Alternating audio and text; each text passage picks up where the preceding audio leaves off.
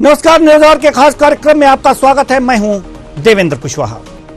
लोकसभा चुनाव से पहले बीजेपी अपनी तैयारियों में जुटी हुई है। बीजेपी ने सभी प्रदेश अध्यक्षों को हर लोकसभा क्षेत्र में 30 जनवरी से पहले पार्टी ऑफिस खोलने के निर्देश दिए हैं। पार्टी ने प्रदेश संगठनों से कहा है कि लोकसभा चुनाव की तारीखों और पार्टी के उम्मीदवारों के नाम का इंतजार किए बिना सभी संसदीय क्षेत्रों में कार्यालय खोले जाएं। इन कार्यालयों में चुनाव प्रचार सामग्री, चुनावी तैयारियों, बैठकों और सभी गतिविधियों का केंद्र होंगे।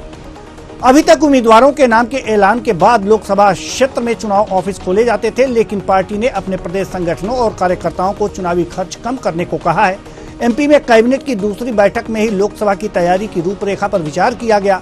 प्रदेश संगठनों को जिम्मेदारी दी गई है कि कार्यकर्ताओं को बताएं कि झंडे, बैनर, पोस्टर, वाहन आदि में कम से कम खर्च करें। कार्यकर्ताओं को यह भी कहा गया है कि जनता की समस्याएं हैं कि जनता को समझाएं कि पैसे खर्च करके चुनाव जीतना कांग्रेस का कल्चर है, जो बाद में कांग्रेस नेताओं द्वारा किए जाने वाले करप्शन की वजह बनता है। वहीं लोकसभा चुनाव 2024 में अपनी मौजूदगी दिखाने के लिए छोटे दल भी बेहद सक्रिय हैं।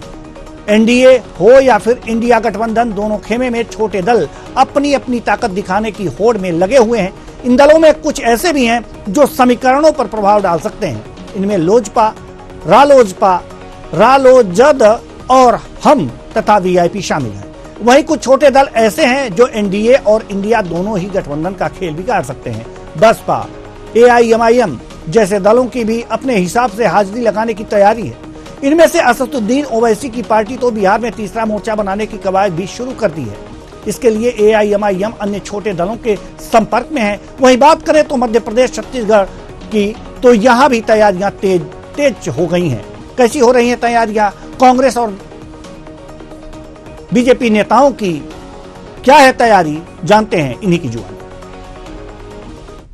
हम सबका लक्ष्य 2024 में लोकसभा की 29 विधान लोकसभाओं में भारतीय जनता पार्टी की विजय का संकल्प है और इस संकल्प को पूरा करने के लिए आने वाले समय में हम सब काम करेंगे। आगामी लोकसभा चुनाव के लिए क्या हमारी तैयारी होनी चाहिए, किस तरह की प्रक्रिया चलेंगी, उसके ऊपर बैठक है। ये आज का कार्यक्रम। कांग्रेस रणनीति बनाएगी। आने वाला 3 महीने के बाद लोकसभा चुनाव है, इसके लिए मजबूती साथ लड़ेंगे और हम लोग पूरा कोशिश रहेगी छत्तीसगढ़ में ज़्यादा से ज़्यादा लोकसभा सीट जीत कर दे और देश में कांग्रेस की सरकार बनाने में मदद करें। सुनिश्चित पहले हमारी बीजेपी की हवा चल रही थी, अब वो तूफान के रूप में परिवर्तित होगी और बीजेपी जीत कर आएगी। कि किस तरह से दावे किए जा रहे हैं मध्य प्रदेश, छत्तीसगढ़, और एक तरह से कहा जा सकता है कि इंडिया गठबंधन और एनडीए अपनी लोकसभा चुनाव की पूरी तरह से तैयारी कर रही है। मध्य प्रदेश, छत्तीसगढ़ में दूसरी जो कैबिनेट की बैठक हुई थी उसमें यह साफ साफ कर दिया गया कि यह भी बात उसमें की गई कि अब लोकसभा चुनाव के लिए कुल जो है तैयारियां तेज हो रही हैं। वहीं अगर जो देखा जाए तो कांग्रेस भी इंडिया गठबंधन को एक करने की कोशिश में है और लगातार उनके नाराज चल रहे इंडिया गठबंधन के नेताओं से संपर्क साधे हुए है। वो चाहती है कि एकजुट होकर चुनाव लड़ें, लेकिन इसमें कई कठिनाइयां हैं। आज इन्हीं मुद्दों पर करेंगे चर्चा, और चर्चा के लिए हमारे साथ जो मेहमान जुड़े हुए हैं उनसे आपका परिचय करा दें। गिरधर जी, प्रवक्ता बीजेपी, मलिक जावेद जी, प्रवक्ता कांग्रेस, दिनेश सिंह जी, राजनीतिक विश्लेषक। तीनों मेहमानों का बहुत बहुत स्वागत है। चर्चा की शुरुआत करेंगे मलिक जावेद जी आपसे। चूंकि लोकसभा चुनाव अब नजदीक है, विधानसभा के जो चुनाव थे, जो होने थे हो गए, जो परिणाम निकलने थे निकल गए, इसमें जो कांग्रेस के दावे थे वो हवा हो गए, लेकिन अब जोशो खरोश के साथ, नई ऊर्जा के साथ कांग्रेस लोकसभा चुनाव लड़ेगी और एक तरह से जो इंडिया या इंडी अलायंस जो है इसको मजबूत करने की कोशिश कर रही है। मजबूत करने की कोशिश ही होती रहेगी जी। जी, कोशिश नहीं कर रहे हैं। हमारे सारे नेता निरंतर मीटिंग पे मीटिंग कर रहे हैं। आज भी मीटिंग हुई है हमारे कांग्रेस के बड़े नेताओं की, और हम जो है चुनाव की पूरी तैयारी कर रहे हैं। हमारी हर चीज की कमेटी बन चुकी है इंडिया गठबंधन की, चाहे वो शीट शेयरिंग को लेके हो, चाहे कोऑर्डिनेशन कमेटी हो, चाहे मीडिया विभाग हो, हर चीज की तैयारी, फुल फ्लैश तैयारी हमारी।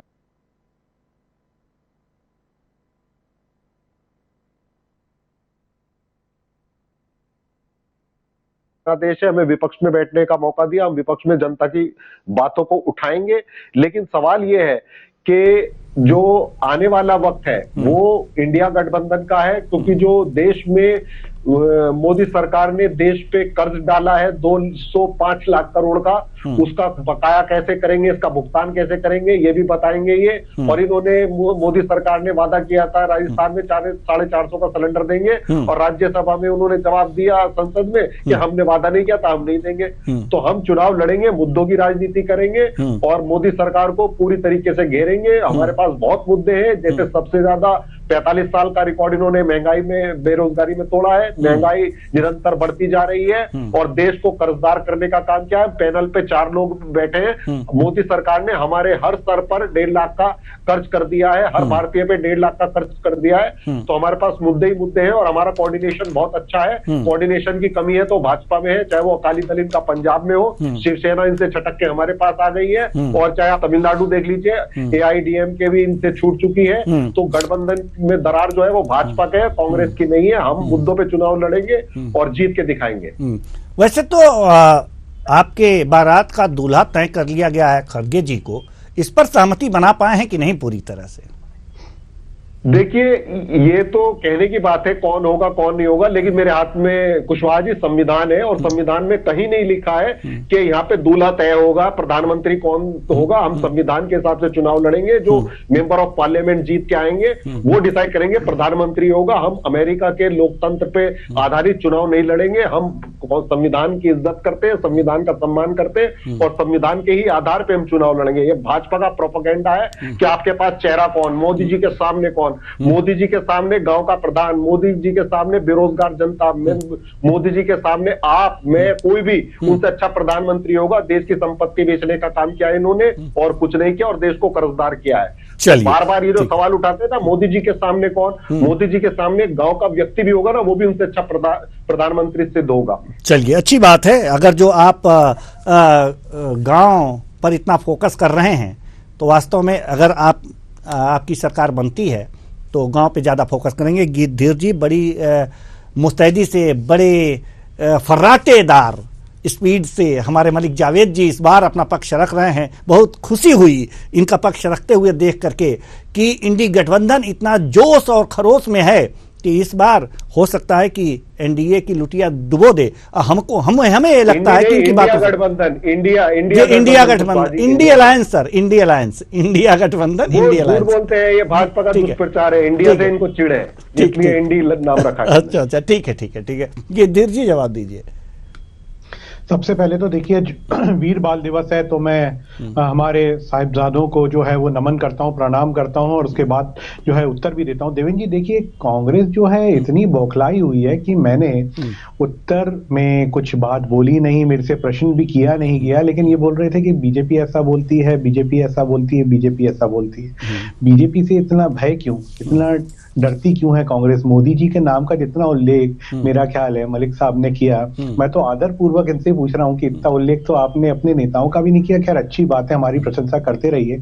हाँ, आप जो कर्ज की बात कर रहे थे तो निश्चित रूप से मैं क्रमशः उत्तर देता हूं देवेंद्र जी, क्योंकि मैंने उनकी पूरी बात सुनी और मेरे को लगता है कि धैर्य से वो भी मेरी बात सुनेंगे और एक अच्छे व्यक्तित्व के व्यक्ति लग रहे हैं, तो फिर मैं उनसे भी उत्तर चाहूंगा। तो देखिए, कहीं ना कहीं पहले कर्ज क्या था ये तो आपको भी मालूम है, 20-20, 25-25 लाख रुपए प्रति व्यक्ति के ऊपर जो है पहुंचने ही वाला था। अब जो है बहुत कम हो गया है, लेकिन जहां तक की बात आती है कर्ज की, हम तो कम कर रहे हैं। फिर उसके बाद में ग्राम की ओर जो है कांग्रेस ध्यान दे रही है। तो साहब 70 सालों में क्या किया? गांधी जी के दिखाए हुए तय स्थान पे दिग्विजय सिंह जी लेकर जाएंगे। तो मैं बताता हूं सबको कि कांग्रेस का अंत हो जाना चाहिए। गांधी जी ने कहा था 1947 में कि अब देश आजाद हो चुका है, लेकिन ग्राम स्वराज के ऊपर भी सबसे ज्यादा गहन चिंतन गांधी जी का था। कांग्रेस ने गांधी जी के उस ग्राम स्वराज के ऊपर क्या चिंतन किया, क्या कार्य किया, क्या उसका उल्लेख करें? हमने तो किया है साहब। आज कृषकों को देख लीजिए, आज गांव से ही आते हैं, हमारे अन्नदाता हैं, हम उनका सम्मान भी करते हैं और उनको, कृषकों को जिस तरीके से देश में बढ़ावा दिया जा रहा है और जिस तरीके से आज आप देखेंगे कृषि के क्षेत्र में लाभ कृषकों को हो रहा है, वो भारतीय जनता पार्टी ने तो करके दिखाया है। फिर आप बेरोजगारों की बात कर रहे थे, हाँ तो साहब बिल्कुल सही बात है। हम बेरोजगारों को ये भत्ता वत्ता नहीं देते, हम तो उनको सक्षम बनाते हैं। हम स्किल डेवलपमेंट के माध्यम से सीखो और कमाओ योजना लेके आए, हम उनको जो है आत्मनिर्भर बनाते हैं। हम आत्मनिर्भर भारत की बात करते हैं, हम भारत की बात करते हैं क्योंकि हम भारत के वासी हैं, हम हिंदुस्तान हम हिंदुस्तान की बात नहीं है। और हिंदुस्तान जो है वो केवल, और भारत जो है मेरा, केवल और केवल किसी सीमांकन के दायरे में रहकर काम करने वाला नहीं। प्रत्येक नागरिक जो यहाँ रहता है वो हमारा, किसी जात धर्म से उठ के उसका विकास कैसे किया जाए उसके ऊपर भारतीय जनता पार्टी, बीजेपी ध्यान देती है और उसके लिए हम काम करते हैं। तो मोदी जी से इनका भय जो है वो जायज है, क्योंकि मोदी जी यही करते हैं और हमें वही मार्गदर्शन देते हैं और इसी के ऊपर हम चलते आए। अब संविधान की किताब दिखाने से पहले मैं तो मलिक भाई से ये भी पूछना चाहूंगा कि मलिक भाई, संविधान की हत्या करने वाली कांग्रेस पार्टी 36 जगहों पे सरकार आपने संविधान तोड़ के गिराई, इंदिरा गांधी जी के समय से लेकर के। मैं इंदिरा गांधी जी बोल रहा हूँ, देखिए आदर कर रहा हूँ, प्रधानमंत्री थी, मैं पुरानों का भी आदर करता हूँ, नयों का भी आदर करता हूँ, क्योंकि देखिए जो भी आपके पद पे रहे, जनता ने उनको चुना होगा, भले ही आपके लोग कम आए हो साहब, लेकिन ऐसा क्या हो गया कि आपके महत्वपूर्ण लोग जितने भी थे, चाहे आप अपने बड़े नेताओं की बात करें, केंद्रीय स्तर के नेताओं की बात करें, राहुल गांधी जी से मैं शुरुआत कर लेता हूं। ये एक ऐसे नेता हैं जिनको कुल्ले और आचमन में अंतर नहीं मालूम, और जब भी चुनाव आते तो हिंदुत्व का चोला ओढ़ के चल देते हैं। अच्छा, आप तो स्वयं एक मुस्लिम समाज से आते हैं साहब, आप बताइए कि समाज की तोड़ना क्यों? आपको भी अच्छा नहीं लगेगा? ये जो देश है तो गुलदस्ते की तरह है, इसमें सारे रंग बिरंगे फूल इकट्ठे होने चाहिए, हम तो यही चाहते हैं जी। हमने कभी जात पात की बात नहीं करी, हम तो सनातन धर्म की बात करते हैं, इकट्ठा सबको रखने की बात करते हैं, सबका विकास सबका साथ की बात करते हैं। कांग्रेस जो है काय का इंडिया अलायंस की बात कर रही है, अलग अलग पार्टियों को लाके सिर्फ भारतीय जनता पार्टी के मोदी जी से, सिर्फ अगर मोदी जी की बात की जाए, एक व्यक्ति से इतना भय कि पूरी कांग्रेस पार्टी ने टुकड़े टुकड़े। अच्छा, आप अगर पुराने भाषण सुनेंगे तो हम इसके साथ नहीं जुड़ेंगे, हम उसके साथ नहीं जुड़ेंगे, सभी एक ही थाली के चट्टे बट्टे, आखिरकार एक साथ बैठ तो गए लेकिन फिर भी तालमेल नहीं दिखा पा रहे हैं। खैर, हम तो आपको फिर भी शुभकामनाएं देते हैं कि साहब कुछ कर दिखाइए, जनता के लिए करिए, जनता आपको सहारा देगी, सपोर्ट करेगी, लेकिन आप लोग जनता के लिए नहीं, अपने अपने लिए करना चाहते हैं और जनता भली बात ही समझती है। अभी जो है विधानसभा चुनाव में भी सभी राज्यों में आपने देखा, और आप आने वाले आगामी लोकसभा चुनाव में भी देखेंगे जी। आएंगे आपके पास गिद्धर जी। हमारे साथ दिनेश सिंह जी, राजनीतिक विश्लेषक, यहाँ पर मौजूद हैं। हम आपसे जानना चाहेंगे कि जब एनडीए और इंडिया गठबंधन की बात होती है और यह मुकाबला लोकसभा चुनाव में जब देखने को मिलेगा, ऐसे में इंडिया गठबंधन कितनी सशक्त इस समय नजर आ रही है?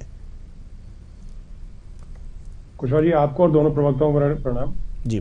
देखिए, शुरुआत अगर बोले तो ये कहना कि जैसे कि चाय अगर जैसे गर्म होती है तो देखिए उसी वक्त ठीक लगती है, और उसका अगर चाय अगर ठंडी हो जाए तो उसका महत्व खत्म होता है। उसी प्रकार से मुद्दे जब गर्म होते हैं और जो चीजें जैसे करने की होती है उसका अगर की जाए तो ठीक रहती है, अदरवाइज उसके अलावा जो उनका महत्व और जो उनकी जो रिलेवेंस है खत्म होती है। तो इसी प्रकार देखिए, जैसे जहां पर एक तरफ जो है, मतलब मैं जैसे आपने मुझे उसी का सटीक जवाब बता रहा हूँ कि जैसे जब एक तरफ जहां पर भाजपा जो है पूरे तरीके से युद्ध स्तर पर लेकर के और कार्रवाई अपनी कर रही है और नीचे ग्रास रूट लेवल तक के वर्कर्स को टच करने पर लगी हुई है, और मतलब वहीं इंडिया गठबंधन जो है उनकी तरफ से ये चीजें जो है थोड़ी कम नजर आती हैं।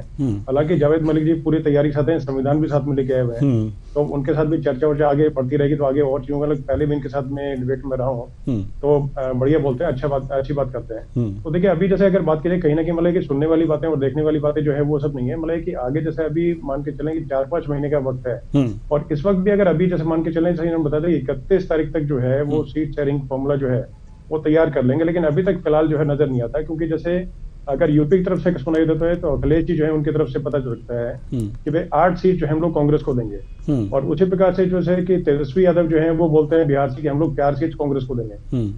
तो देखने वाली बातचीत है कि जैसे जो बड़े भाई की भूमिका में कांग्रेस है, तो क्या कुशवाहा जी और छोटे भाइयों को बड़ा बनने का मौका देगी? तो पहली बात तो ये हुई। दूसरा, उसके अलावा देखिए सर, मैं कुछ मतलब एक आंकड़े आपको बताना चाहूंगा, जैसे कि इंडिया गठबंधन जो है उनके लिए जहां पर मुश्किलात की चीज है तो उनको सॉर्ट आउट करने का काम उनको बहुत पहले करना चाहिए था, लेकिन अभी मतलब लैग बिहाइंड उसी में कर रहे हैं, जहां पर भाजपा और जो एनडीए गठबंधन जो है वो उससे बहुत आगे तक पहुंच करके गांव तक मतलब पहुंचने का और बाकी और जो नए वोटर्स हैं तक पहुंचने का, और माइनॉरिटी में लिखिए जैसे जहां पर सिख समाज है तो 2% से मेरे ख्याल कम आता है शायद से, और उसी प्रकार से जैसे कि क्रिश्चियंस हैं तो क्रिश्चियन भी मतलब मेरे ख्याल 2% मतलब के आसपास जहां तक अगर गलत नहीं हो तो दोनों मतलब कम्युनिटीज को साधने का काम जो अभी फिलहाल में किया गया, दोनों के साथ पीएम जो है उन्होंने स्वयं वार्तालाप की, तो उसी को देखे ना कि मैंने कि वोटर आउटरीच जो प्रोग्राम है बहुत मतलब है कि तरीके से करके आगे इनका बढ़ाया जा रहा है, उस प्रकार से इनमें लैग बिहाइंड करते नजर आते हैं। अब देखिए, इंडिया गठबंधन के 153 सीट 153 सीट्स ऐसी हैं जहां पर गठबंधन मुमकिन नहीं है। मुमकिन का मतलब एक जैसे कि जहां पर मुश्किलात पेश आएंगे इनको किसी भी तरीके से आपस में, कि दोनों जो मतलब पार्टनर्स वहां पे हैं अलायंस पार्टनर्स, वो दोनों मतलब कहीं भी टच से मस होना नहीं चाहते। 134 सीट्स ऐसी हैं कुशवाहा जी जिसमें की मतलब डिस्कशन में लाना भी बहुत मुश्किल है, कि अगर वो डिस्कशन में लेकर के आएंगे तब भी कहीं जैसे कि अमेठी की सीट है, तो अमेठी की सीट अगर जैसे कि अगर ये बोले कि एसपी अगर मांगेगी तो मुश्किल पेश आएंगे। उसी प्रकार जैसे कि अगर जैसे कि मतलब अखिलेश यादव जो है वो या उनकी पत्नी या उनके परिवार का कोई सदस्य लड़ता है तो वो अगर सीट मांगी जाएगी, तो इस तरह की कुछ सीट्स हैं जो कि डिस्कशन में लाने में बहुत मुश्किल पेश आएंगी। तो 134 सीट्स वो हैं, उसके बाद 88 सीट जो है जहां पर संभावना मतलब बातचीत हो सकती है लेकिन संभावना कम है। 168 सीट जो है वो क्लियर है जिसपे डिस्कशन भी होता है, संभव भी होता है और आपस में तालमेल बिठा कर भी सकते हैं। ये अच्छी बात है कि दोनों तरफ कहीं ना कहीं जैसे कि मतलब जो टाइम गुजरा लेकिन कहीं ना कहीं एक मतलब दोनों पक्ष की तरफ से और जो जैसे कि इंडियन जो अलायंस है तो उसमें से जो लोग हैं कहीं ना कहीं झुकने के पक्ष में चल रहे हैं, तो वो अपने आप ठीक ठाक नजर आता है ऐसे। लेकिन इन चीजों को पार पकड़ के कैसे कर पाएंगे, जैसे कि मध्य प्रदेश है तो मध्य प्रदेश में हार का कारण जो है वो विश्लेषण मेरे ख्याल से जावेद मलिक जी बैठे हैं तो उन्होंने भी किया होगा और उनकी पार्टी के अन्य जो नेता है उन्होंने किया होगा। तो ये देखें मतलब मैं क्लियर बता रहा हूँ, मेरी बात को अन्यथा बिल्कुल ना लेते। कमलनाथ जी ने अक्टूबर के महीने में एक इंडिया गठबंधन की रैली होनी थी और मुझे लगता है कि उसमें अगर रैली अगर होते तो शायद आपका प्रतिशत कुछ बढ़ सकता था, क्योंकि सभी लोग अपने तरीके से करते थे। दूसरा एक फैक्टर ये रहा कि समाजवादी पार्टी जो है उन्होंने जावेद जी करीब मेरे ख्याल से 6, 7, 8 सीट मांगी थी, ऐसे कुछ मांगी थी। अगर उनको दे दिया तो मेरे ख्याल से आपका पहले तो मतलब कि आपका अपना इंटरनल मैटर है, मैं सिर्फ आकलन बता रहा हूँ अपना, तो अगर ये करते तो आपस में शायद है कि बाद में जैसे कि वो चिरकुट मतलब वगैरह और ऐसे शब्द जो है वो सुनने की बातें या अखिलेश वखिलेश इस तरह के शब्द जो है तो वो कहीं ना कहीं एक दरार पैदा करने का, रिफ्ट पैदा करने का काम किया गया, मतलब हुआ ये जो जैसे मतलब बिल्कुल होगा कमलनाथ जी के दोस्त ने बोला गया। तो इस तरह की चीजें जो है वो अगर बचा करके उस तरीके से करके अभी ये है कि वॉर फुटिंग पे करके चल कुछ तस्वीर आप बदल सकती थी मध्य प्रदेश की भी। जी बिल्कुल बिल्कुल सही कह रहे हैं कि अगर जो इस तरह की जी बातें होती तो थोड़ा समय और दीजिएगा। हाँ प्लीज। तो देखिए एक्टिव मतलब तरीके से रहने के अलावा देखिए सबसे बेस्ट जो है attack is best form of defence. उस मोड पे चल के जैसे भाजपा चल रही तो उस मोड पे चलने की युद्ध स्तर पे जो काम करने के जो तरीका इनको जो है इंडिया गठबंधन का उसमें चलना चाहिए था, जो कि जिसमें लैग बिहाइंड करते रहे, पीछे पड़ा मतलब इसमें नजर आए। तो उस पे अगर चलेंगे तभी कुशवाहा जी और बाकी दोनों प्रवक्ता भी सुन रहे हैं तो तभी चीजें आगे बढ़ पाएगी। अभी इसमें बहुत ज्यादा इनको दूरी तय अगर करनी है तो उसके लिए करना पड़ेगा अटैक मोड पे आकर के ही और पूरे एक्टिव मोड पे होकर के अपने पूरे कैडर को मतलब पूरे संतुलित करके डिसिप्लिन लेके अगर करेंगे तब ठीक है। एक छोटी बात और बोलूंगा मतलब प्लीज ना मेरे को 30 सेकंड का टाइम हो गया। एसपी जो है उसका परंपरागत वोटर जो है वो ब्राह्मण नहीं था, लेकिन अखिलेश यादव जो है उन्होंने मतलब कि अपना विश्लेषण करके और विवेचना करके ये सोचा कि शायद ब्राह्मण वोट है उनको जोड़ने से हिंदू समाज को और अन्य चीजों को जोड़ने में मजा मतलब मजे का मतलब बढ़िया रहेगा और मतलब कि जो वोटर्स हैं बढ़ेंगे। लेकिन ब्राह्मण समाज का सम्मेलन उन्होंने जब किया तो करने के बाद उस वक्त भी स्वामी प्रसाद मौर्य पे प्रश्न चिन्ह लगा, उसके जैसे कि उसमें मतलब उन्होंने हाथ जोड़ के किस तरीके से मतलब मामले को बोला गिरफ्तार की कोशिश की। एक दिन बाद फिर बाद में हिंदू धर्म के विरोधी जैसे बयान आए। तो इस प्रकार के बयान जो है इनसे बचने का अगर प्रयास करेंगे तभी देखिए, क्योंकि ये चीजें आपके वोट को घटाएंगे बढ़ाएंगे नहीं। तो यही मेरा कहना है तो तरीके से चलेंगे और वॉर फुटिंग पे चल के और फायर फाइटिंग मोड पे चलेंगे तभी हो पाएगा। अदरवाइज अभी तक के हिसाब से चीजें जो है कहीं ना कहीं आपको पिछड़ता हुआ दिखाती हैं। चलिए ठीक है, जावेद मलिक जी कुछ कहना चाह रहे थे। जी पहले तो मैं जवाब दूंगा भाजपा के प्रवक्ता का। उन्होंने कहा कि हम कर्ज कम कर रहे थे। 2014 तक 14 प्रधानमंत्रियों ने 55 लाख करोड़ लोन लिया था 70 सालों में देश पर। मोदी जी ने 9 सालों में 100 लाख, अब 205 लाख करोड़ का हो गया, यानी 150 लाख करोड़ का लोन मोदी जी ने कर दिया। तो आप कैसे कह सकते हो कि आप कम कर रहे थे लोन? या तो आप आरबीआई की एनुअल रिपोर्ट नहीं पढ़ते हो या आईएमएफ की चेतावनी दी आईएमएफ ने कि आपने भारत पे इतना खर्च कर दिया, संभल जाइए, उसको नहीं देखते हो। कोई खबरें तो आपको आती नहीं है, व्हाट्सएप में आती है, ओरिजिनल खबरें तो आप पढ़ते नहीं हो। दूसरा, उन्होंने कहा कि हम भेदभाव नहीं करते हैं, जाति से जाति को नहीं लड़ाते। तो मेरे भाई मणिपुर में क्या हो रहा है? कुकी समाज को मेतई समाज से क्यों लड़ाया जा रहा है? प्रधानमंत्री चुनाव में तो 5-5 बार जाते थे और अब गए नहीं वहां पे। पूरा मणिपुर जल रहा है 200 दिन से। और दूसरा, देश के पहले प्रधानमंत्री हमारे मोदी जी जो कहते हैं मैं पिछड़ी जाति का हूं, मेरे पे हमला हो रहा है, मेरी बेइज्जती हो रही है, तो धर्म के नाम पे और जाति के नाम पे तो आप वोट मांगते हो। और आपने कहा कि चुनी हुई सरकार गिराई जाती थी। मैं संविधान दिखा रहा हूं, हम सरकार गिराते थे। और भाई महाराष्ट्र में किसने सरकार गिराई, मध्य प्रदेश में किसने सरकार गिराई, और राजस्थान में किस तरह का प्रयास आपने किया, कौन कौन से राज्य, कर्नाटक में आपने तोड़ ली सरकार। तो संविधान की धज्जियां तो आप उड़ा रहे हो।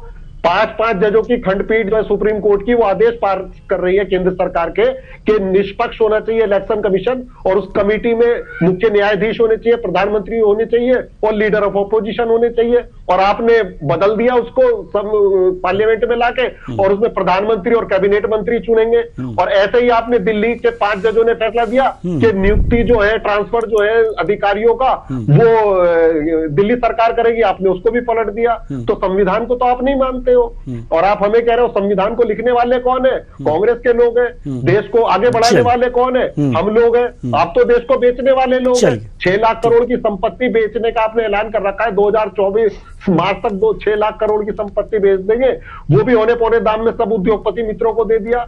हमारे पास जो मुद्दा है ना, हम गरीब हमारे साथ है, किसान हमारे साथ है, महिलाएं हमारे साथ है, बेरोजगार युवा हमारे साथ है। आपके पास क्या है? 2-4 चैनल, या फिर अंबानी और अडानी, और क्या है आपके पास? या फिर झूठ की गारंटी? मोदी जी ने कौन सी गारंटी बात की? आपके पास सब है, आपके पास क्या है जी? आपके पास क्या है गिरधर जी? आपके पास क्या है? हाँ, बता रहा हूँ ना मैं, हमारे पास क्या है। हमारे पास हम 500 रुपए का सिलेंडर दे रहे थे, इन्होंने 450 का वादा किया, झूठ बोल दिया। इनके पास झूठ की गारंटी है, झूठ के अलावा इनको कुछ नहीं आता है। पूरे देश को इन्होंने गुमराह कर रहा है और देश को कर्जदार कर दिया है। हर व्यक्ति आज मांग रहा है कि रोजगार दो, ये रोजगार हटा रहे हैं। राजस्थान में आज ही इन्होंने पारित किया है कानून कि जो इंटर्नशिप होती थी, बच्चे काम करते थे, उनको 31 दिसंबर से खत्म कर दिया। रोजगार तो दे नहीं सकते हो, तो जो पहले मिल रही थी सरकार देती, उसको भी आप हटा रहे हो। चलिए ठीक है, गिरधर जी देखिए, पहली बात, इन्होंने जात पात की बात करी। जो देश प्रेम के ऊपर भरोसा नहीं करता, जो राष्ट्र के ऊपर भरोसा नहीं करता, दूसरों पे और दूसरों के लिए क्या कर पाएगा, उसका प्रमाण है। देखिए, ये मैं आपके चैनल के माध्यम से जनता के सामने रखना चाहता हूँ। ये कमलनाथ जी की सरकार के टाइम पे, जब 15 महीने की सरकार इनकी आई थी, तो वंदे मातरम पे रोक लगा के इन्होंने सिद्ध कर दिया था। फिर हम बात करते हैं जात पात की, तो साहब जब जात पात की बात होती तो आपने गिरधर जी पीसीआर से निवेदन करेंगे कि गिरधर जी जो तस्वीर दिखा रहे हैं, नहीं पीसीआर से निवेदन करेंगे, जो गिरधर जी जो तस्वीर दिखा रहे हैं उसे फुल स्क्रीन एक बार दिखा दिया जाए। जी गिरधर जी जरा इसे फुल स्क्रीन दिखाइए, देखें भी, हम भी देखें कि आखिर क्या दिखा रहे हैं आप। जी दिखाइए। जी ये देखिए, क्या है ये फोटो। जी, ये 15 महीने की जब कमलनाथ जी की सरकार थी, तो वंदे मातरम पे रोक लगाई थी कमलनाथ जी ने। ये मुख्यमंत्री थे जब इनको 15 महीने सत्ता मिली थी, तो 15 महीने में वंदे मातरम पे रोक लगाई थी इस आदमी ने। और ये वही आदमी है जो सिख दंगों में 1984 के सिख दंगों में जो एक फरियादी है, जो बेल पर बाहर है, जिसके ऊपर न्याय प्रक्रिया ने अपना डंडा चला रखा है, ये वही आदमी है। ये तो कांग्रेस का आचरण है और कांग्रेस के लोग। और उसके बाद मैं सिंह की बात बताऊं तो दिग्विजय सिंह जी का जो है हाफिज सईद के प्रति प्रेम जो है किसने नहीं देखा है। और ये बताओ ना, प्रज्ञा ठाकुर जो भोपाल की एमपी है, उसे 2 साल जेल में देखिए, मैं एक और फोटो दिखाता हूँ। प्रज्ञा ठाकुर जो आतंकी है, आतंक के ये देखिए, दिग्विजय सिंह जी का आतंकवाद प्रेम, ये है कांग्रेस का असली चेहरा। जाकिर नायक को कहा बोलने वाले ये दिग्विजय सिंह जी, ये दिग्विजय सिंह जी जो देश को तोड़ने की बातें करते हैं, जो आतंकवादियों का समर्थन करते हैं, जो आतंकवादियों की बात आते हैं, उन लोगों को किस प्रकार से जनता भरोसे में लेगी और क्या वो जनता के साथ में हित कर पाएंगे, क्या जनता के लिए न्याय कर पाएंगे। जनता भली बात समझती है, इसलिए जनता ने इनका मुंह काला करके न्याय तो हमारी बनाएंगे। तो आपकी मम्मी के ये बताइए, प्रज्ञा ठाकुर जो 9 साल जेल में जो है जनता कर पाएंगे, ये तो नानी के घर जाएंगे। देखिए मलिक जी, मैं आपको एक बार साफ कर देता हूँ, मोदी जी घर जाएंगे और आपके पप्पू जो है नानी के घर जाएंगे। ये बात ध्यान रखिए और कान खोलकर सुन लीजिए, क्योंकि जनता का जो मैंडेट है वो आपको भी स्वीकार करना पड़ेगा और मुझे भी करना पड़ेगा। कांग्रेस को बार जनता ने घर पर बैठाया है, क्योंकि आप काम के लिए झूठ बोल रहे हैं। सिलेंडर की बात आप कर रहे हैं, मैं सिलेंडर का आंकड़ा दिखाता हूँ। ये सिलेंडर का आंकड़ा सबसे ज्यादा महंगा सिलेंडर किस समय में था, जब यूपीए की आपकी सरकार थी। ये आंकड़ा है, आप बोल रहे पढ़ते लिखते नहीं है, आप बेवकूफी वाली बात करते हैं। जनता को क्या मूर्ख समझते हैं? हमारे देश की जनता बहुत समझदार है साहब, आंकड़े पे रहती है। आपके संविधान की बात कर रहे हैं, संविधान दिवस को तो आपने संविधान का अपमान किया था। आप जो है बात कर रहे हैं संविधान दिवस का आपने बहिष्कार किया था कि नहीं? इसी किताब का बहिष्कार किया था कि नहीं? चलिए ठीक है गिरधर जी, मलिक जावेद जी, हम चलते हैं दिनेश सिंह जी के पास। राजनीतिक विश्लेषक हमारे साथ मौजूद हैं दिनेश सिंह जी, बात यहाँ पर गठबंधन की हो रही है और दोनों जो अलायंस हैं एक दूसरे कि कमियां तो निकालेंगे ही, लेकिन जो मुद्दे हैं, जैसा कि अभी जावेद मलिक जी कह रहे थे कि हमारे पास पर्याप्त मुद्दे हैं और इस बार हम जो है घेरेंगे सरकार को, लेकिन क्या आपको लगता है कि जो मुद्दे हैं उसे उस तरीके से, जिस तरीके से उठाना चाहिए, जनता के नॉलेज में वो चीज़ें बैठनी चाहिए, क्या कांग्रेस इस तरह के मुद्दे को उस तरीके से उठा पाती है? कुछ हद तक उठा पाती है, कुछ हद तक नहीं उठा पाती है कुशवाहा जी। देखिए, मैं बताना चाहूंगा कि जैसे कि जनता की सेवा करने के दो मार्ग हैं, दो तरीके हैं कि या तो एनजीओ खोल करके सेवा कीजिए, और या फिर है कि जैसे इलेक्टोरल पॉलिटिक्स जैसे की पार्टी जो होती हैं वो अपना राज ला करके उस तरीके सेवा करने का कार्य करती है, जो मतलब के तरीके से जो होता है कि ठीक है भाई, फंड्स का भी उनके पास में होती है, सरकार भी उनकी होती है, सब चीजें होती है। तो दोनों में से कौन सा तरीका अपनाना है वो देखना चाहिए। अगर इनको शांति से चलना है तो फिर एनजीओ वाला मार्ग है, वो बेहतर है। और अगर इनको चुनना है कि मतलब कि अपनी सरकार लाके काम करना, तो सरकार लाने के उद्देश्य से, क्योंकि ठीक है सेवा तो कर रहे हैं, लेकिन सेवा करने का कार्य किस प्रकार से करना है, अगर ये मतलब कि सरकार अपनी लाने चाहते हैं तो उसके लिए मुद्दे जो है और सटीक तरीके से लाने चाहेंगे, मतलब लाना पड़ेगा, और तरीके से करके आउटरीच जो प्रोग्राम इनका जो है उसको मजबूत करें, क्योंकि कैडर जो है कहीं ना कहीं, जैसे कि एक बार जैसे कर्नाटक में जब सरकार आई थी या हिमाचल में आई थी, उस टाइम पे मान के चलें कुशवाहा जी, उस टाइम थोड़ा कैडर जो था कांग्रेस का वो अपबीट था, मतलब अपने तरीके से थोड़ा उनको लगा कि हाँ ठीक है कि हमारी सरकार जो है केंद्र में आ सकती है। लेकिन बाद में अचानक जैसे जो चीजें मतलब तीनों राज्यों के चुनाव हुए या उससे पहले जो चीजें हुई, और जो आपस में जैसे कि मतलब कि जैसे इंडिया गठबंधन में कहीं ना कहीं सीट शेयरिंग को लेकर के कहीं ना कहीं इनको हताशा महसूस हुई होगी, कहीं ना कहीं 100% होगी, क्योंकि जैसे कहीं ना कहीं इन्होंने लक्ष्य माना था कि 300 सीट से ऊपर जो है लड़ेंगे इंडिपेंडेंट तरीके से, लेकिन बाद में जैसे कि उनको ये नजर आया कि सीट जो है इतनी नहीं मिलने वाली, तो कहीं ना कहीं आपस में वो सपना अगर कहीं ना कहीं जैसे कि लगेगा ठीक है कहीं ना कहीं उसमें हताशा हो रही है, तो दिक्कत महसूस होगी। वो देखिए मतलब अपने आप को विकल्प, बेहतर विकल्प, जैसे कि एक आपके पास में एक प्लेट में आपके पास कोई चीज रखी है, दूसरी प्लेट में कोई चीज अगर आपको मतलब उससे बेहतर अगर करनी तो पहले दिखाना पड़ेगा। जैसे अगर शेफ भी अगर है तो उसको दिखाना पड़ेगा कि हाँ मैं ये व्यंजन में आपके सामने लेकर गया हूँ, इससे बेटर जो है मैं और बना सकता हूँ। तो वही चीजें हैं उसी प्रकार से, या और कोई चीज कुछ भी, जैसे कोई अगर आर्किटेक्ट भी है तो अच्छी बिल्डिंग बना करके अपना पहले अपने आप को मतलब प्रोपोगेट करे, अपने तरीके से करके दिखाए, या इससे बेहतर चीजें बना सकते हैं, इससे बेहतर जो मतलब नमूने जो है वो आपके सामने पेश करते हैं। तो वो चीजें जो है उसमें कहीं ना कहीं जो है वो पिछड़ता नजर आए, तो वो अपने तरीके से, अभी भी समय इतना मतलब कोई कम नहीं है, अभी कम है लेकिन इतना कोई असंभव नहीं है कि जिसमें कि पहुंच ना पाए।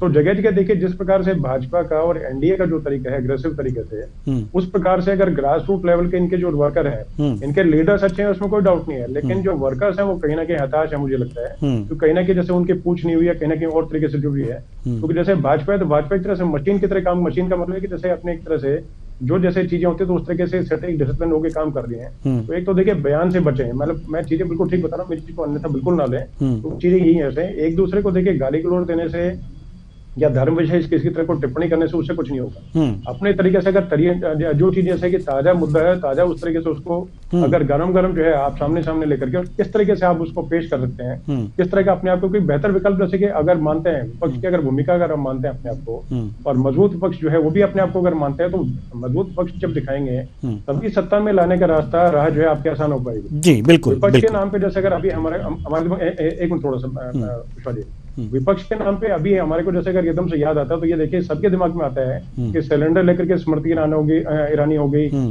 सुषमा स्वराज हो गए, अरुण जेटली हो गए, राजनाथ जी हो गए, गडकरी हो गए, ये सब लेके सिलेंडर लेकर के या अन्य जो है बड़े बड़े जो है प्रदर्शन करते हुए नजर आते हैं, जिसमें लाठीचार्ज और 10 तरह की चोरें। वो चीजें अभी किसी उग्र प्रदर्शन में या किसी एग्रेसिव प्रदर्शन जो है वो इनका इस तरीके से नजर नहीं आया। तो वो चीजें कहीं ना कहीं इनको अपने तरीके से अपने आप को विकल्प पेश करना पड़ेगा, तभी चीजें हो पाएगी। अभी की चीजें उसी पिछड़ने वाली चीजें, तो वो इनको करना बहुत जरूरी है। जी बिल्कुल। मलिक जावेद जी।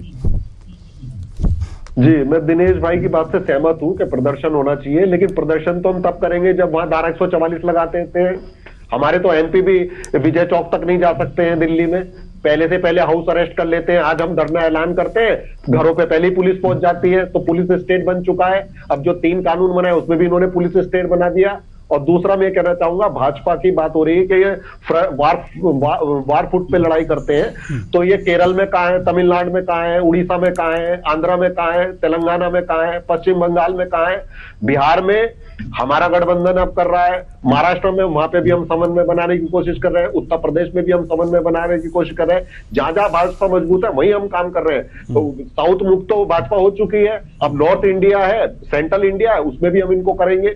लेकिन आपने ये भी कहा कि सीट शेयरिंग में प्रॉब्लम आ सकती है, प्रॉब्लम आ रही है। मैं आपको बता दूं, अभी तक सीट शेयरिंग को लेकर कोई मीटिंग ही नहीं हुई। हाँ, अब होने वाली है, होगी, और आपको देखेगा बहुत अच्छा विकल्प दिखेगा और भाजपा के होश उड़ने वाले हैं, क्योंकि साउथ मुक्त तो हो चुके हैं ये। अब सेंट्रल और नॉर्थ इंडिया की बात है। पंजाब में भाजपा कहां है, जम्मू कश्मीर में भाजपा कहां है, हरियाणा के चुनाव आ रहे, वहां की जनता इतने परेशान है, सबसे ज्यादा बेरोजगारी में हरियाणा है, अब यहां से भी ये साफ होने वाले हैं। हाँ, उत्तर प्रदेश में मजबूत है, राजस्थान में उन्होंने अच्छी सीटें जीती थी और मध्य प्रदेश में अच्छी सीटें जीती थी लोकसभा में।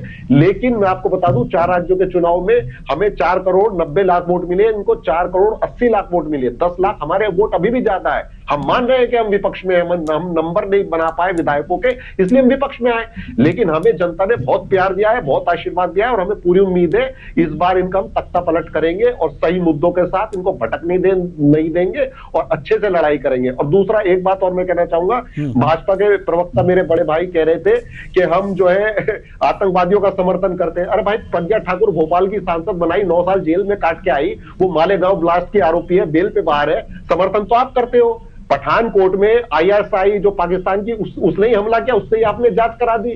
पुलवामा हमला हुआ, एक भी आदमी नहीं पकड़ा, एक पकड़ा था डीएसपी देवेंद्र सिंह, उसकी आपने जेल करा दी। सवाल करने वाले लोगों पे क्या जनता भरोसा करेगी? यह कांग्रेस का असली चेहरा। सेना पे ही सवाल करते थे, सेना पे ही लांछन उठाते थे। सेना पे सवाल नहीं करते, सेना के शौर्य पे आप भीख मांगते हो, जो लोग देश की रक्षा के लिए, जो हमारे सेनानी देश की सीमा पर खड़े हैं, उनके ऊपर सवाल उठाते हैं। लांछन लगाने वाली पार्टी भरोसा करेगी? अगर सेना से इतना प्यार है तो पद भरिए ना, मजबूत करिए। केवल लूटमार करने आए, 2 लाख पद खाली पड़े भरिए। कैसे? यही इनका विचार है, यही इनकी मंशा है और यही सेना पे आपने सवाल उठा दिया। इटालियन मम्मी के इटालियन बॉय कहां है? मुद्दों पे बात करिए। प्रज्ञा ठाकुर संसद में क्यों है? प्रज्ञा ठाकुर संसद में क्यों है? 2000 करोड़ हमारे जवान शहीद हो रहे हैं, भांजे हैं। कमलनाथ जी क्यों नहीं बोलते? कमलनाथ जी के भांजे के ऊपर आपके बड़े बड़े नेता कहां शौर्य जाते हैं? ऐसी बात पे आकर बताइए, जब बातें आती हैं देश की रक्षा के लिए तो कहां चले जाते हैं आपके दिग्विजय सिंह जी? क्या ये आप इनको बांग्लादेश पर आप नहीं बोलते कि वही आतंकवादी जिसने देश के ऊपर ये जाकिर नायक को आप नहीं बोलते? गले मिलते आतंकवाद का समर्थन करने वाले दिग्विजय सिंह को क्या जनता समर्थन देगी? कभी नहीं देगी। मेरे देश की जनता के समर्थन की कांग्रेस का चेहरा जो है केवल और केवल जनता को ठगा जाए, केवल और केवल इसी पे भरोसा करते हैं। मध्य प्रदेश में आते से बेटियों को लंच कुटियां मिलती है, बंद कर दी, पैसा डका बेरोजगारों के भत्ते के 4,000 रुपए डका गई कांग्रेस पार्टी। कांग्रेस पार्टी का निरंतर जेल बनता है। देश के अगर डुबारे हैं कोई तो वो कांग्रेस पार्टी है।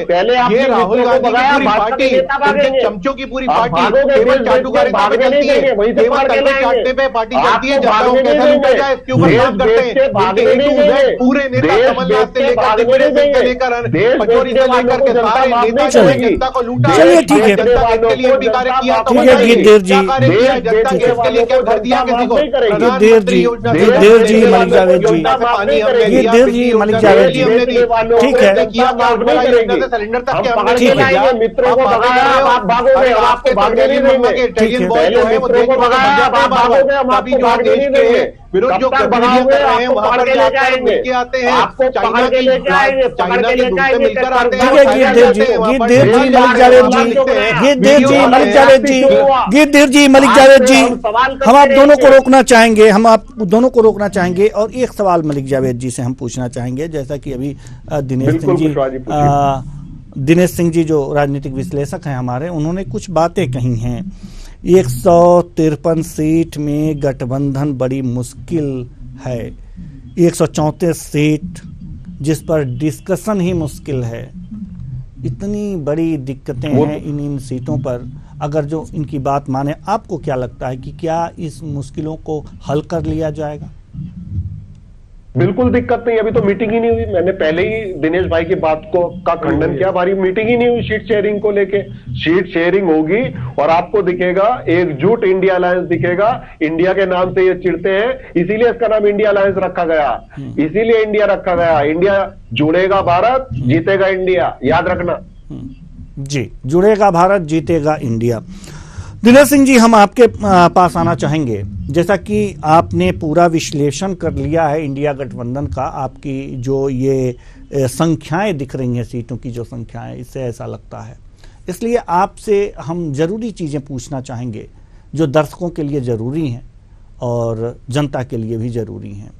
अगर इन सभी विवादों को हल कर लिया जाता है और इंडिया गठबंधन को एक तरह से मान लिया जाता है कि एक परिवार है और ये गठबंधन हल हो जाते हैं, तो क्या टक्कर दे पाएंगी इंडिया को?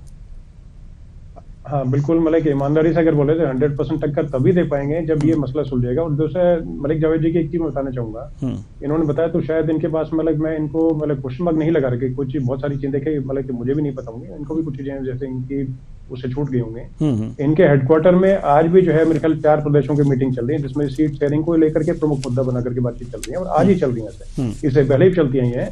इसी प्रकार से जेडीयू भी इस पे गहन अध्ययन कर रहा है, उसी प्रकार से एसपी जो भी कर रही है। तो अपने आप मतलब कि मैं आपकी किसी बात प्रश्न चिन्ह नहीं लगा रहा, हमारे कोई आपस में मतभेद या मनभेद नहीं है, ठीक है ना। तो ये चीज है, तो इस तरह को बताने की। दूसरी बात देखिए, जैसे कि जहां पर जैसी बातचीत है, तो इसमें 100% ये है कि अगर आपस में ये मसले सुलझ जाते हैं कुशवाहा जी, तभी देखिए टक्कर की स्थिति में आ पाएंगे। फिलहाल देखिए ऐसे कि वही है कि आपस में जो मतभेद है वो मनभेद तक ना पहुंचे आपस के नेताओं के इंडिया गठबंधन, क्योंकि आपस में कहीं ना कहीं जैसे लेकर के मैंने बताया कि एसपी जो है, तो एसपी 8 सीट जो है वो देने की बात कर रही है, जबकि ये चाह रहे हैं कि करीब कम से कम 50% सीट वहां पर मिले, 40 सीट कम से कम मिले, बल्कि उससे ज्यादा मिले, तो वो देते हुए मतलब नजर नहीं आते। और बाकी एसपी जो है वो बीएसपी को खींचना चाहती है कि इंडिया गठबंधन किस तरीके से लेके आए, जबकि बहन मायावती जी उन्होंने 40 सीट खुद अपने लिए डिमांड कर ली, जो कि अपने आप में आगे इनअप्रोप्रिएट है, इरेलीवेंट है कि उस तरीके से वो, क्योंकि उनको अगर 40 सीट मिलेगी तो और गठबंधन के कहाँ जाएंगे नेता जो है, क्योंकि आरएलडी भी है और अन्य दल भी हैं, तो उस प्रकार से चीजें हैं। तो वो मतलब कि मैं मतलब कि ये बताना चाहूंगा उस तरीके से कि आपस में जैसे अब दिल्ली की बात करें, मतलब कुछ स्टेट्स ऐसे हैं जिसमें कि सीधा सीधा जो कांग्रेस है वो एक सीट भी शायद किसी को देने में जो है वो गुरेज करेगी, जैसे मध्य प्रदेश हो गया, छत्तीसगढ़ हो गया, राजस्थान हो गया, इस तरह की जो सीट्स हैं। दिल्ली के अंदर जो है आप जो है दिल्ली और पंजाब में जो है आप पूरे 20 सीट जो है उनको अपना बना के बैठी है कि उनको अपने पूरे गिनती में लेके आ गए हैं कि 20 सीट हमारी पक्की आएंगे, कि उसमें मेरे ख्याल से अगर 1-2 सीट भी अगर देंगी तो भी मतलब कि बड़ी मुश्किल से करके आपस में कि सर फुटबॉल वाली कहानी मचेगी। उसी प्रकार से जैसे देखिए, जैसे कि बिहार है, तो बिहार में मतलब क्योंकि बड़े जो प्रदेश हैं, अपना क्या नाम है, ये मान के चले कि जैसे यूपी हो गया, बिहार हो गया और आगे महाराष्ट्र बोले, बंगाल बोले, इन सारे स्टेट्स में मेजोरिटी मतलब कि बड़े स्टेट्स हैं, ज्यादा नंबर्स वाले गेम है, तो उसमें देखिए कहीं ना कहीं कांग्रेस जो है उसको कम सीट्स मिलेंगी, जिसमें कहीं ना कहीं मतलब कि समझौता होना जो है, मैं समझता हूँ असंभव तो नहीं कह सकता, क्योंकि जैसे कि राजनीति में कुछ भी संभव है कुछ। जी बिल्कुल। एक सवाल और आपसे हम पूछना चाहेंगे, वो सवाल ये है कि AIMIM के जो नेता हैं असदुद्दीन ओवैसी, ये थर्ड फ्रंट बनाने की बात कर रहे हैं, बिहार में भी प्रयास में हैं और भी छोटी पार्टियों को जुटाने के प्रयास में हैं। अगर ये थर्ड फ्रंट बनता है, अगर बन भी जाता है, तो क्या लगता है आपको कि नुकसान किसको ज्यादा करेगा? नुकसान ज्यादा जो है वो इंडिया गठबंधन को ही करेगा, क्योंकि देखिए जो इनमें जो है उस तरीके से जो, क्योंकि देखिए भाजपा जो है, तो भाजपा अपने तरीके से मतलब मान के चलो एक बिल्कुल क्लियर मानने वाली चीज है कि जैसे इन्होंने चारों वर्ग जो है, युवा, महिला, किसान, गरीब, इनको साधने के लिए, और दूसरा जैसे अभी गारंटी योजना वाला रद्द करें उस कहें, तो उसमें कुछ भी माने नहीं माने उससे फर्क नहीं, क्योंकि आंखें बंद करने से कोई चीज स्थिति जो है वो बदल नहीं जाती है। क्योंकि जैसे अगर टच किया जाएगा, लोगों को समझाया जाएगा, उसके कंधे पे हाथ रख करके आप भी किसी को अगर बोलेंगे अपने ऑफिस के बाहर निकल के, तो 100% कहीं ना कहीं आपसे मतलब कि आपका विरोधी होगा, तो आपका मतलब कि जैसे विरोधी नहीं रहेगा उस दिन से, आपको वोट करे ना करे अलग चीज है। तो उसी प्रकार से विकल्प आपने एक दे दिया, जो जैसे कि अब जैसे, और दूसरा देखिए और बहुत सारी चीजें हैं, जैसे काशी से लेकर के और जैसे साउथ की तरफ जोड़ने का कॉरिडोर बनाने की बात कहें, या काशी मंदिर से जोड़ने काम करें, जैसे कि अपना ट्रेन वगैरह चलाई हैं, तो उस तरीके से आउटरीच जो प्रोग्राम चल रहे हैं, तो उसमें थर्ड जैसे कि BRS है, तो थर्ड फ्रंट जैसे मान के BRS हो गया, AIM हो गया, इस तरह के और अन्य वहां के दल कुछ और हैं, जो कि ये मान के चले कि अपने थर्ड फ्रंट जो है उसकी भूमिका निभाते हैं। क्योंकि जैसे अगर आप और मैं भी खड़े, मतलब दोनों पार्टीज को मैं अगर बोलूंगा तो थोड़ा सा अलग अन्य दिशा में चला जाएगा। आप और मैं जो है हम लोग खड़े होंगे और यहाँ पर अगर 100 लोग खड़े होंगे, तो आप मान के चले देवेंद्र जी 100 में से जरूरी नहीं कि 50 आपकी तरफ 50 मेरी तरफ चलेंगे, कहीं ना कहीं उसमें से 10-20 लोग होंगे जो अलग जाएंगे जी बिल्कुल। तो वो किसके जाएंगे, कहाँ जाएंगे, तो वो सोचने वाला दृश्य ये है कि वो कहीं ना कहीं जैसे है, क्योंकि भाजपा ने अपना वोट बैंक जो है, जैसे ओबीसी है तो ओबीसी में इनका वोट बैंक पहले से बड़ा है, महिलाएं जो है उसमें जैसे कि मतलब आंकड़े बता रहा हूँ सीधा तरीके से, जो मतलब जिनको वेरीफाई किया जाता है कि वो महिलाओं के वोट इनके बड़े हैं, अल्पसंख्यक समाज के मान के चले तो कहीं ना कहीं जुड़ाव जो है तो उसमें बड़े हैं, और जो इंडिया गठबंधन के मान के चले कुछ मान लें, हाँ 100% कांग्रेस जो है वो गेनर रहेगी इसमें, क्योंकि इनमें कुछ भी बोले हैं, लेकिन जो जैसे 50 से पिछले 2 चुनाव में 50 से इससे कम लोकसभा सीट पे सिमटी कांग्रेस, तो उसमें 50 से ज्यादा सीट आएंगे, तो ये इनको कोई नुकसान कहीं से कुछ नहीं है। तो कहीं ना कहीं मुझे लगता है कि बड़ा दिल दिखा करके अगर ये आगे चले तो बेहतर ये रहेगा, लेकिन फिलहाल के हिसाब से जो वोट है, थर्ड फ्रंट जो है वो जो अगर काटने का अगर वो काम करेगी तो सिर्फ वो सिर्फ इंडिया गठबंधन के वोट कटेंगे, और एनडीए के वोट जो है उसमें कटते मुझे नजर नहीं आते, क्योंकि उसमें सिर्फ बढ़ोतरी हुई है, कम होने का फिलहाल अभी कोई मतलब कहीं से कुछ भी समीकरण नजर मुझे नहीं आता। जी नजर नहीं आता। जी मलिक जावेद जी, अगर ये थर्ड फ्रंट बन जाता है और नुकसान, जैसा कि हमारे राजनीतिक विश्लेषक दिनेश सिंह जी कह रहे हैं कि नुकसान ज्यादा इंडिया गठबंधन को ही होगा, तो ऐसे में उससे बचने के लिए तो अभी उपाय का कोई तरीका, रोड मैप तो निकाला नहीं गया होगा, क्योंकि अभी तो आपसी सीट शेयरिंग पे ही बातचीत चल रही होगी, तो क्या देरी नहीं? देखिए अभी तो ये कौन क्या बनाएगा ये तो बहुत बात की बात है, लेकिन ओवैसी की आपने बात की, वो तो खुद तेलंगाना में 8-9 सीट पे लड़े और पूरे देश में वो ऐलान करते हैं पूरे देश में लड़ेंगे, तो जिसको जो लड़ना है लड़ ले। अब लोग जान रहे हैं, सब पहचान रहे हैं कौन आरएसएस की कठपुतली है, कौन बीजेपी की कठपुतली है, सब देश के लोग समझ गए हैं, और आने वाला वक्त जो है वो उन्हीं के हाथ में आएगा जो देश को बचाएंगे, गरीब की बात करेंगे, किसानों की बात करेंगे, महिलाओं की बात करेंगे, रोजगार की बात करेंगे। इन्होंने काट की हांडी 2 बार चढ़ा ली, तीसरी बार नहीं चढ़ेगी। उत्तर प्रदेश है, उत्तर प्रदेश है, उत्तर प्रदेश है, बलात्कार में उत्तर प्रदेश है, गैंग रेप में उत्तर प्रदेश है, मर्डर में उत्तर प्रदेश है, उत्तर प्रदेश है मर्डर में नंबर 1, गैंग रेप में नंबर 1, एनसीआरबी की अभी रिपोर्ट आई है 2022 की, मर्डर में number 1 Uttar Pradesh, gang rape में नंबर 1, रेप में नंबर 1, रेप में नंबर 1, मर्डर में नंबर 1 उत्तर प्रदेश, उत्तर प्रदेश मर्डर में नंबर 1, हत्या प्रदेश बना दिया है आपने। आप तो लॉ एंड ऑर्डर की दुआई देते हैं, मर्डर में नंबर 1 है, 3314 मर्डर हुए 1 साल में, 3317 मर्डर हुए, 3317, 3500 से ज्यादा मर्डर हुए उत्तर प्रदेश में, मर्डर में ठीक है गिरधीर जी, मलिक जावेद जी, तो आप लोगों ने गिरधीर जी, मलिक जावेद जी, ठीक है, ये सारी बातें तो होती रहेंगी, लेकिन एक महत्वपूर्ण बात हम आपसे ये भी करना चाहेंगे कि मध्य प्रदेश की जहां तक बात है, 28 सीटें जो हैं यहाँ पर बीजेपी ने जीती थी 29 में से, और अब 29 सीटें जीतने की बात कह रही है। गणित कौन सा यहाँ लगेगा, अब तरीका क्या होगा? आप वोट अभी इलेक्शन हुए हैं, कितने वोट परसेंट मिला, कितने वोट परसेंट मिला भाजपा को और हमें कितना मिला बताइए। हासिल करते हुए, जनता के प्रेम को हासिल करते हुए, जनता के लिए जो बेहतरी का हमने कार्य किया था उसको हासिल करते हुए जीती थी, और ये केवल जीती नहीं कि हम जनता के सेवक हैं, हम ये मान के ही कार्य करते हैं और अभी भी करते आए। एक सीट जो जनता के सेवक नहीं हो, उद्योगपति के सेवक हो आप। में भी जो फिर से अभी विधानसभा में हमारे वहां पर सदस्यों ने टक्कर दी है, और केवल 35,000 के मार्जिन से कोई मुख्यमंत्री की क्या है, बहुत शर्मनाक बात है उनके लिए। तो निश्चित रूप से सीट जो इस पर भारतीय जनता पार्टी जीत रही है, निश्चित रूप से चलिए मालाएं कमल के फूल की मोदी जी को बनाएंगे, ये हमारा एक तरीके से लक्ष्य, जिसको हम निश्चित रूप से जनता का साथ के साथ में जो है हासिल करेंगे। और जैसे बाबा जी को पहनाई मोदी जी ने ऐसी माला। नहीं, लक्ष्य तो 29 है ना, बीजेपी का लक्ष्य 29 है जावेद मलिक जी, और इंडिया का लक्ष्य क्या है? इंडिया का लक्ष्य अगले 200 साल का है, इस देश को कैसे आगे बढ़ाया जाए। अब एपीजे अब्दुल कलाम थे, नहीं, जब सीट जीतेंगे तब ना। मध्य प्रदेश में 29 का लक्ष्य इन्होंने, 29 लोकसभा सीटों का लक्ष्य इन्होंने रखा है बीजेपी ने। इंडिया ने कितना लक्ष्य रखा है? देखिए, ये लक्ष्य तो अफगानिस्तान में भी रख सकते हैं, इन्होंने तो सिंध में भी सरकार बनाई थी मुस्लिम लीग के साथ, कहीं भी लक्ष्य रख सकते हैं। कोई लक्ष्य नहीं, किसी प्रकार का कोई विजन नहीं है, जनता के लिए कोई सोच विचार नहीं, क्या बताएं। चलिए ठीक है। 3 सीट आएंगे आपके मध्य प्रदेश में, 3 सीट आएंगी, 25 आएंगी हमारी। जी चलिए, 25 का लक्ष्य आपका है, 29 का आपका है।